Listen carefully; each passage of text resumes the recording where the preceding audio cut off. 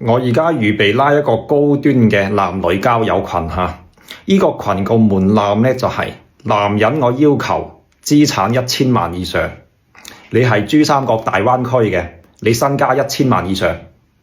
當然呢1000萬唔要求係現金流啦，譬如你有啲乜嘢房產啊，有幾多部車啊，你有啲乜嘢股票賬戶，確實有投資嘅，你截個圖過嚟俾我睇下，或者係你影張房產證過嚟俾我擸一眼。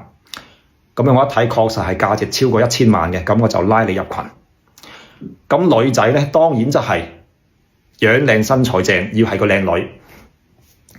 你係要做自我介紹嘅，你邊度人？身高、體重、年齡，跟住我係要求你發相過嚟俾我睇。如果我懷疑你嘅話，我仲會同你開視頻去面試你。我覺得你真係個靚女嚟嘅，咁就拉你入群。呢個係門檻，前50個人或者係前100個人，我係唔收費嘅。